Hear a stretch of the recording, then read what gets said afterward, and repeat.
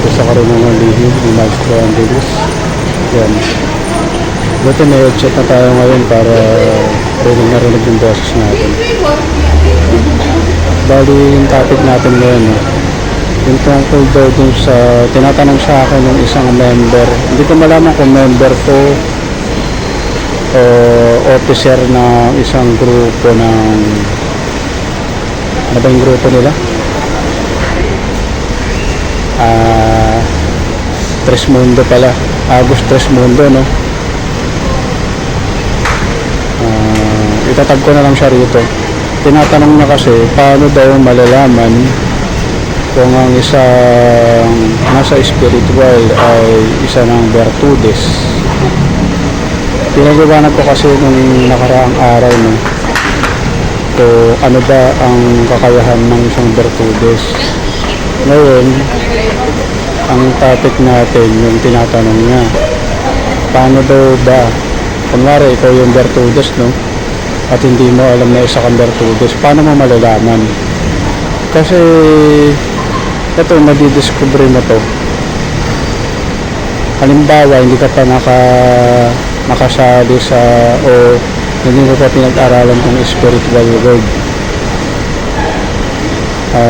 Bigla mo na lang siya madidiscover sa sarili mo.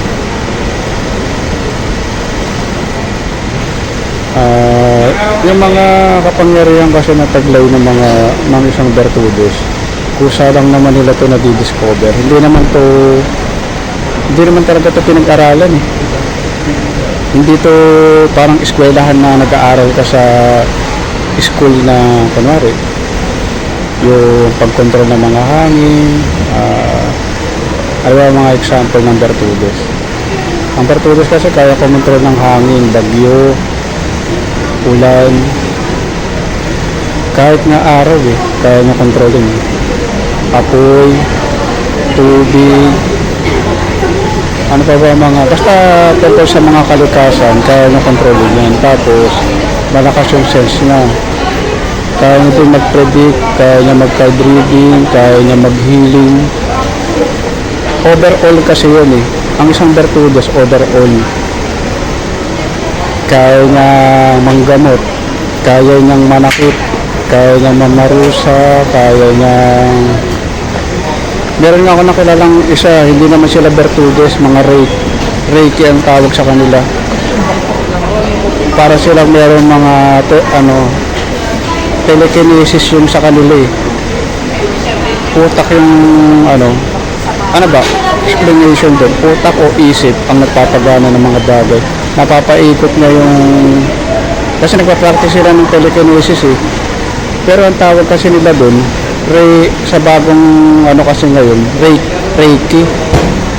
Ang dami na kasi mga kung ano-anong tawag. Dati telekinesis lang naman tawag doon Dati kasi pagka meron ka napapagalaw na isang bagay, ang tawag doon, telekinesis. Utak ang ginagamit mo doon para mapagalaw ang isang bagay. Ngayon, ang tawag doon sa kanila, Reiki. So, wala na akong pakialam kung anong tawag nila doon, kung anong definition nila. Yun yung kapangyarihan nila. Tapos, yun nga, yung virtudes, overall yan, lahatan yun. Di ba may mga albularyo? Hindi lahat ng albularyo na yan, matatawag na virtudes. Kasi mayroong mga albularyo na healer lang. Pero hindi kaya mamarusa. May mga albularyo na talagang nag-heal. Magaling sila mag-heal, magpagaling ng mga may sakit. Pero wala silang ibang kakayahan. Hindi nila kaya manghula. Hindi nila kaya mag-predict. Hindi nila kaya magbasa ng tao. Hindi nila kaya magpagalaw ng bagay. Hindi nila kaya magpagalaw ng hangin. Hindi nila kaya kontrolin ng tubig. Hindi nila kaya kontrolin ng apoy. Hindi nila kaya kontrolin ng hangin. Hindi nila kaya kontrolin ng tadhana. Pero wala pa ako nakilala na kaya niyang kontrolin yung tadhana. Yung parang kapangyarihan ni Sino ba ang makapangyarihan sa X-Men? Ano bang kapangyarihan yung kayang kontrolin ng tadhana? Yun nababago yung Kunwari, yung mangyayari ngayon, kunwari may paparating na malakas na din doon at mamamatay ka na. Pero pipigilan mo yun, babaguhin mo yung mangyayari. Papupunta ka sa ibang lugar. May napanood ako ng superhero na yun, nakalimutan ko yung pangalan. Binabago niya naman yung tadhana. Yun, malakas na kapangyarihan yun. Kaya mong baguhin yung mangyayari. Kunwari, pinakita na sa'yo, yung araw na yun, mamamatay ka na. Pero may gagawin ka para hindi ka mamatay. Hindi matutuloy yun. Malakas yung kapangyarihan mo na yun. Nakalimutan ko yung superhero na yun. Ewan ko kung meron ganun tao. Masyado na malakas ang kapangyarihan nun. Pero hindi natin alam, no? Baka may nag-i-exist na rin ngayon na ganung tao. Kasi marami na ngayon talagang hybrid. Hindi ko nga malaman kung paano nagkaroon ng mga ganung tao eh. Meron na silang mga taglay na kapangyarihan na iba na talaga. Hindi mo na siya makapaliwanag. Kung maniniwala ka nga meron tao na kaya na kausapin ng mga hayop sa pamamagitan ng isip lang. Meron ng ganung tao talaga. Pinulaan na rin ng Nostradamus yun. Meron ng tao na nakikipag-usap sa mga hayop gamit ang isip lang. Yung mga nakakapag-predict ng future, dati na yun. Nandiyan na sila Rudy Baldwin, sila Jay Costura, sila Nostradamus. Yung namatay na manghuhula, si Madame Auring. Yan yung mga kapangyarihan na nakakapag-predict na mangyayari sa future. Kapangyarihan din naman yun, di ba?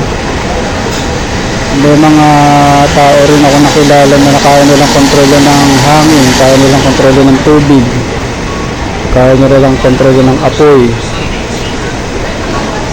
Iba-iba na kasi kapangyarihan yun, parang na. Kung nanonood kayo ng X-Men, di ba? Para nagkatotoo na nga yun. Yan namang nakikipag-usap sa mga animal. Yung mga hayop nakakausap gamit ang isip. Meron talagang ganung tao na. Yung iba kasi ayaw naman magpakilala. Yung iba kasi gano'n naman talaga. Ayaw naman nila talaga magpakilala eh. Karamihan naman na nagpapakilala dyan, hindi naman ganun kalakas ang kapangyarihan. Kasi gusto lang naman nila sumikat. Pero yung talagang malulupit ang taglay na kapangyarihan, yun yung mga ayaw naman talaga makilala. Kasi sabi nga ni Spider-Man, di ba? Ang kapangyarihan kasi, responsibility yan. Pagka binigyan ka ng kapangyarihan, ibig sabihin may responsibility ka. Hindi mo naman pwede gamitin ang kapangyarihan mo sa kasamaan. Yun ang sabi. Di ba, parang may napanood ako na pelikula yun. Na ang kapangyarihan daw hindi daw pwedeng gamitin sa kasamaan kasi hindi raw tatalab. Sa totoo lang, hindi ako naniniwala dun. Kasi pag binigyan ka ng kapangyarihan, nasa iyo ang free will. Hindi, kunwari binigyan ka ng kapangyarihan, hindi naman sasabihin siya, ito yung kapangyarihan mo, hindi na ito pwedeng gamitin sa kasamaan. Kasi pag ginamit pa ito sa kasamaan, hindi ito gagana. Hindi ako naniniwala dun. Kasi may free will ang tao. Nasa iyo kung gagamitin mo sa kabutihan o sa kasamaan. Parang pera lang yan eh. Diba? Nagkaroon ka ng malaking pera. May free will ka. Pwede mong gamitin yung pera mo sa kabutihan. Pwede rin sa kasamaan. Ikaw bang mamimili? Hindi naman yung kunwari, bibigyan ka ng pera, pero bawal mong gamitin sa kasamaan. Kasi mawawala yung pera mo. Hindi ganun, hindi nadidikta yun. Kasi may free will ang tao. Ganun lang kasimple yun.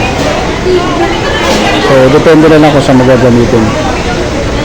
I-explanation ko nga, yung sinatawag natin na Bertudes. Yung Bertudes kasi, bagong tawag lang yan sa mga tao na may kakayahan kakayahan na iba, no? Kakaibang kakayahan. Hindi ko nga alam kung saan mula yung Bertudes na yun. Basta narinig ko na lang din yan. Pero ginamit nila sa spiritual yan yung Bertudes. Pero kung sa root word kasi, Bertud, di ba? Bertud. Ang Bertud kasi, ibig sabihin, ano yun, parang agimat. Agimat o mga... Ano ba mga ano ng agimat? Yung mga medalyon, mga bato, mga mutya.